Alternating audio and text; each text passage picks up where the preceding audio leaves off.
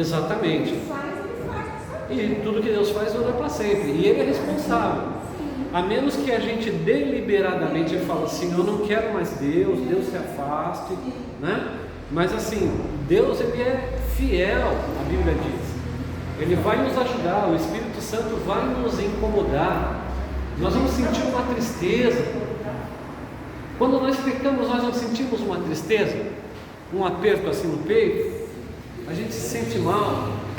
Esse é um processo de santificação, para a gente não ser como é no mundo. No mundo a gente pinta os canecos e não está nem aí, consciência não existe. Agora o crente tem a consciência super aguçada. Se ele pecar, ele vai sentir, o Espírito Santo vai se entristecer, nós vamos nos entristecer, mas se confessarmos nossos pecados, Ele é fiel e justo para nos perdoar os pecados e nos purificar de toda injustiça. O apóstolo Paulo ele falou assim: onde abundou o pecado, superabundou a graça. Mas ele pergunta para os romanos: o que diremos nós então? Abundaremos no pecado para superabundar a graça? De maneira nenhuma. O pecado para nós tem que ser um acidente, não um estilo de vida. Se nós abraçamos o pecado como estilo de vida, tem alguma coisa errada conosco. Pode ser que a gente nunca foi salvo, e pode ser que a gente corra um tremendo risco, uma vez não sendo salvo, do coração parar de bater e não ir para o descanso eterno. Por isso que a gente deve examinar-se a si mesmo. Paulo escreveu isso na primeira carta aos Coríntios, capítulo de número 11, a partir do verso 23, falando da Santa Ceia. Porque as coisas vão se banalizando. Antigamente, nas igrejas do Novo Testamento, existia uma festa chamada Ágape. Eles passavam o dia todo juntos. Ágape significa amor, o amor de Deus, né? E eles então, eles comiam juntos. E eles terminavam aquele dia fazendo a Santa Ceia. Mas acontece que no decorrer daquele dia, existiam pessoas com muito dinheiro e pessoas que não tinham muitos recursos. Então as pessoas chegavam já se empanturrando. E quando chegavam os mais pobres, só tinha resto, não tinha mais nada. Por isso que Paulo dá um aperto na igreja. Vocês estão banalizando o dia Ágape. Vocês estão fazendo sem sentido. Deixa chegar todo mundo. Monta a mesa. Põe tudo que você pode trazer. Você pode trazer o peru, o assado, o cordeiro, a lentilha, o que for. E o outro vai trazer uma rabanada, um pão com alguma coisa, ou um pão para servir de acompanhamento ali. Não despreza aquele que é pobre, mas só senta na mesa quando todos estiverem juntos. O profeta Samuel deu esse exemplo. Está faltando um aqui, ninguém come nada. Ah, meu filho Davi que está lá na malhada, lá nas ovelhas. Então, aquilo se tornou banalizado. Então nós temos que ter um tremendo temor de Deus para não banalizar as coisas. A começar por quem faz uso do altar. Isso daqui é uma estrutura feita por um homem. Entretanto, a questão espiritual que está aqui, ela é séria. Nós temos que se aproximar para ministrar no altar em santidade, sem a qual ninguém verá Deus. Teve um profeta Zacarias, ele falou do sumo sacerdote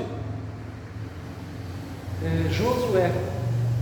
O sumo sacerdote era o posto mais alto espiritual de uma nação. E ele estava ministrando com as roupas sujas. Já viram esse texto? E à sua direita, sabe quem estava?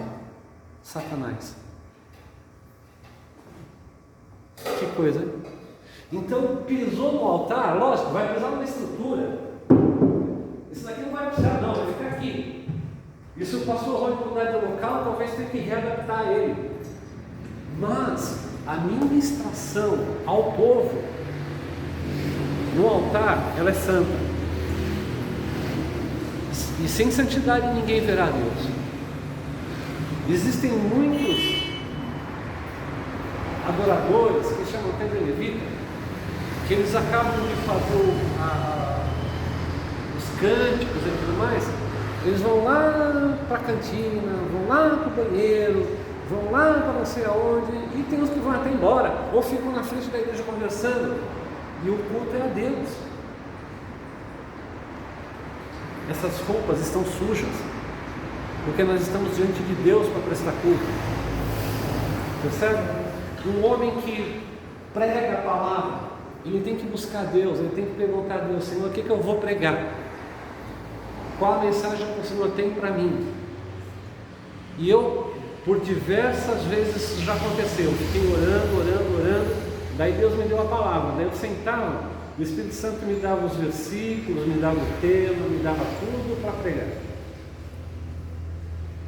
Tem que haver separação, não é de qualquer jeito, não é de qualquer maneira, não é dar para Deus aquilo que a gente acha que está dando de uma maneira errada. Teve dois irmãos, Caim e Abel. Abel, ele entendia que ele tinha que oferecer um sacrifício porque apontava para Jesus Cristo, o sangue que cobriu o pecado, que tirava o pecado, na verdade. E o seu irmão falou assim: eu vou dar legumes para Deus. Meu irmão está dando, poxa, imagina, um animal caro, né? Eu não, aqui eu vou pegar uns legumezinhos, uma cenourinha, né? Vai lá no 1,99 cenourinha, batatinha. Deus não come, Deus não precisa comer, é espírito. Mas era a inclinação, a disposição da alma de Caim, que era diferente do justo Abel, que agradava a Deus e o seu sangue ainda clamava a Deus pela injustiça do seu irmão ter assassinado ele. Muito bem, mas um pastor, eu fiquei sabendo, um pregador, ele toda vez que ia, a maioria das vezes que ele ia para o púlpito, ele estava brigado com a esposa.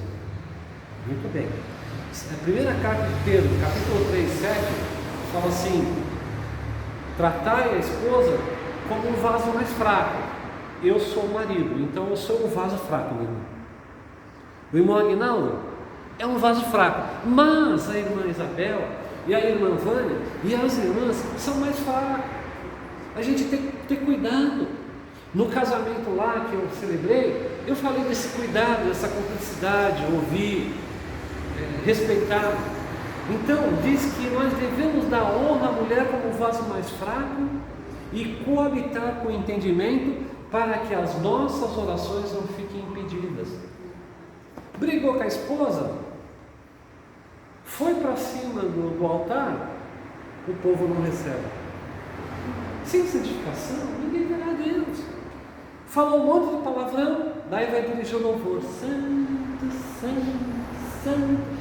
Os lábios pretos, aquela língua preta, e o diabo à direita fazendo oposição. Sem santificação ninguém verá Deus. Então nós precisamos estar alerta ao sinal vermelho de Deus.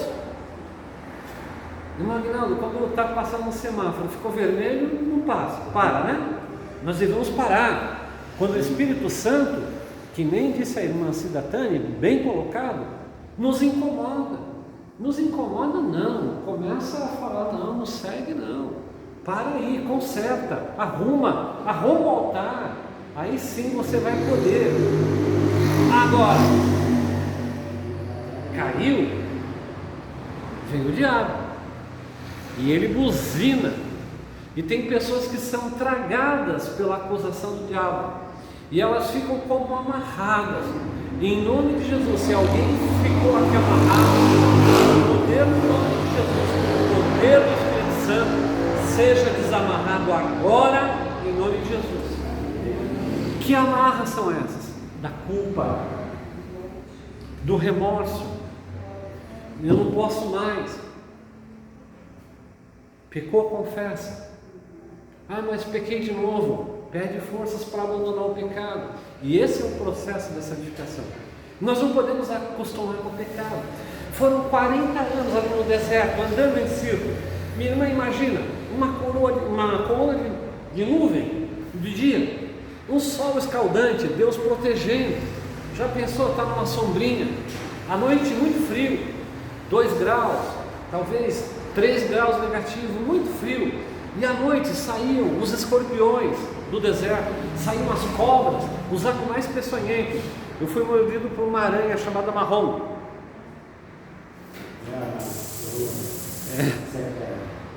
Ficou, o veneno ficou aqui, tive que tomar antibiótico, benzetacil. A gente fala bezetacil, né? Tem um N ali no meio, por causa do benzeno. Tomei, graças a Deus já estou melhor, mas o negócio vai alastrando. Esses animais peçonhentos mordem as aranhas, que são o símbolo dos demônios. Deus deixou para que Israel aprendesse com as dificuldades da vida, prestar atenção no sentido espiritual que estava ali. A canteca, outras pessoas se revoltam, Coré se revolta, Abirão, enfim, obras malignas no meio do povo, fazem bezerro de ouro.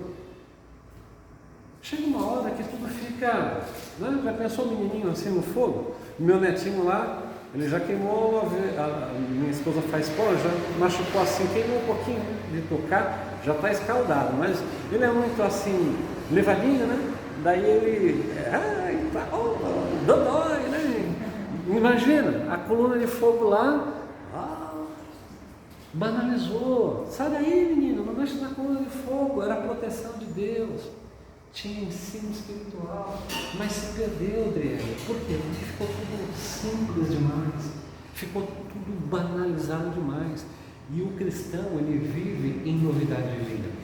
Tem uma frase que é muito falada nas igrejas pentecostais: Deus nos chamou entre os iguais para sermos diferentes. Já ouviram certa vez essa?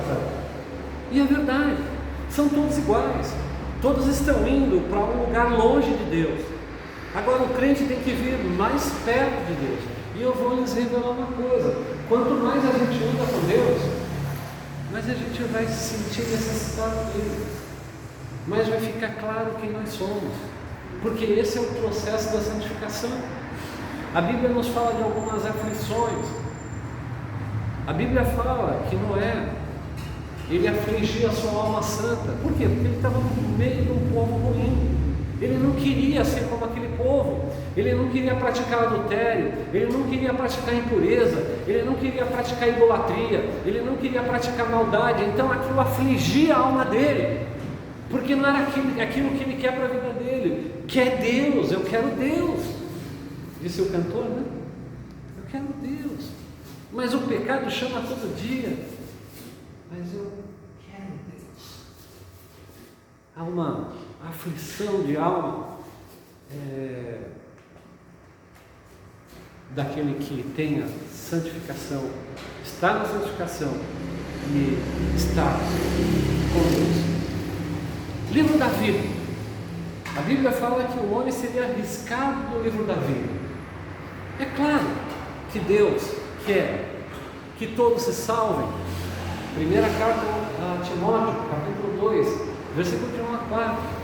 Antes de tudo, que façais orações, dedicações, súplicas por ações de graça por todos os homens, seja genérico, homem e mulher, mas principalmente aqueles que estão investindo de poder e autoridade, porque isso é bom diante de Deus, nosso Salvador, que deseja que todos os homens se salvem e cheguem ao conhecimento da verdade. É desejo de Deus que todos se salvem.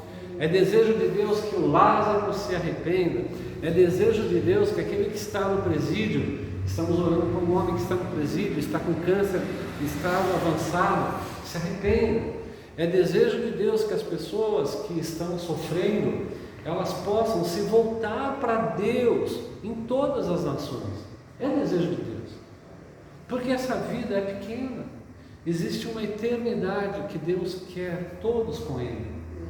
Um problema do enveredamento, dessa primeira doutrina que eu lhes falei, uma vez salvo, salvo para sempre. Existem pastores batistas que pregam que no final todo mundo vai céu. Todo mundo vai para o céu. Deus vai se arrepender lá, daí vai Lázaro, vai Hitler, vai todo mundo para o céu. Isso é mentira do diabo. Deus é justiça. E Ele não é injusto para que esqueça da nossa obra. Ele não vai ser injusto de ver o teu esforço, irmã Selma, as suas lágrimas, o seu clamor, o seu jejum, o seu joelho que caleja, das vezes que nem a irmã